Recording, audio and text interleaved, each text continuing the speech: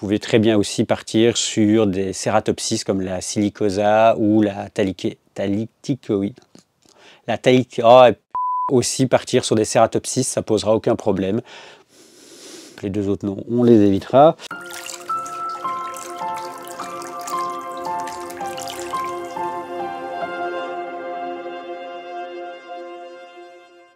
Bonjour, bienvenue sur Akobota. Aujourd'hui, encore une vidéo qui va tourner autour d'une question qu'on a souvent sur les plantes, c'est comment planter et quoi planter avec des axolotes. C'est vraiment pas une question facile à répondre car nos petits amis axolotes ont quand même besoin d'une température assez fraîche et il est vrai qu'il n'est pas toujours très facile de trouver les plantes en adéquation avec ces amphibiens-là. Alors, ce qu'il faut savoir, c'est que les axolotes, vous ne pouvez pas mettre d'engrais ou très peu car ils ont tendance à ne pas du tout apprécier cela. On va rester sur des plantes assez simples, assez rustiques et qui auront tendance à bien apprécier une température de 18 degrés. Les anubias, les microsoriums, la bolbitis tient plutôt bien la cadence. Et après, on va partir sur d'autres plantes comme des cryptocorines, des sagittarias, ça fonctionne plutôt bien. Par exemple, la sagittaria, juste un petit point d'attention à prendre en compte, c'est que elle aura tendance à pousser un peu moins vite, mais ça matche encore assez bien. Vous pouvez aussi très bien partir sur des plantes de type Egeria dansa, la Ceratophyllum.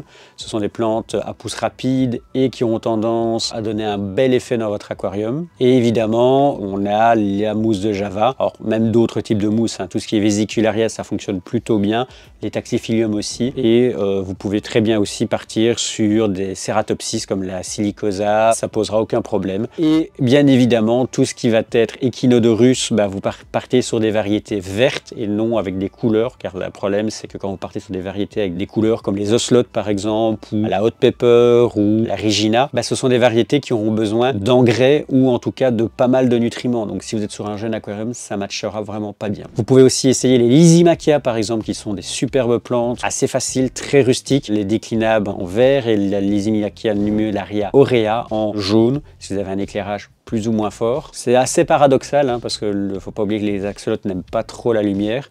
Mais vous pouvez très bien mettre aussi des plantes flottantes comme les Pistia, la Riccia, les Lentillos, mais ça devient vite invasif, les Philanthus fitans et tout ce qui est Salvinia par exemple. Donc ça fonctionne plutôt bien pour donner un petit côté ombrage et en même temps ne pas agresser vos amphibiens. Et la dernière plante à laquelle je pense, ça va être les Bacopa, la Bacopa moneri et l'Ampexicolus. Ce sont des variétés qui fonctionnent plutôt bien. Voilà. N'essayez pas de mettre du gazonnant, ça ne fonctionnera pas. Très clairement, on a beaucoup de clients qui nous demandent pour mettre du gazonnant avec ce type d'amphibien et clairement ça ne fonctionne pas. Moi je vous le déconseille vivement. Après, si vous avez d'autres plantes, parce que on n'a pas non plus la science infuse, faut pas hésiter à nous les mettre en commentaire, ça participera à la communauté, ça vous permettra aussi d'avoir des retours d'expérience.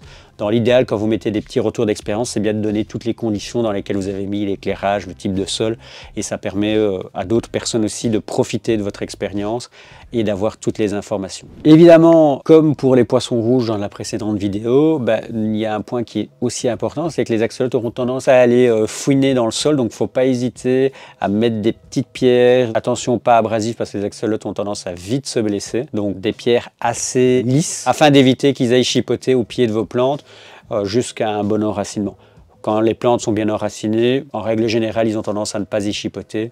Mais si vous êtes au début, n'hésitez pas à mettre une petite souche, un petit morceau de pierre. Ça aide le temps de l'enracinement. Une dernière variété que je viens d'y penser maintenant, c'est les Crinium. On a souvent tendance à les oublier. Des variétés comme la Thanium qui auront tendance à plutôt bien se plaire dans ce type d'aquarium. C'est vrai que c'est pas des variétés de plantes qui sont assez faciles à trouver. Nous, on en a assez souvent parce que on a pas mal de demandes, mais c'est une plante assez saisonnière. Donc, il faut faire attention au moment où vous souhaitez l'acheter. En été, il n'y a pas de problème. En hiver, c'est déjà un peu plus compliqué d'avoir des beaux pieds. Évidemment, n'oubliez pas que pour les axolotes, d'avoir un régime alimentaire assez varié. Si vous avez un doute sur le choix de vos plantes, n'hésitez pas à aller voir en commentaire. On fait des lots spéciaux pour axolotes, déjà tout fait, où vous n'aurez plus à vous casser la tête pour chercher. Sinon, fouinez sur le site, vous trouverez votre bonheur. N'hésitez pas à vous abonner, à liker, à commenter et à rejoindre tous nos réseaux sociaux, Instagram, TikTok, Facebook, car on partage d'autres contenus qui sont un peu plus différents que sur YouTube. Merci d'avoir regardé cette vidéo. On se retrouve très vite pour une nouvelle vidéo.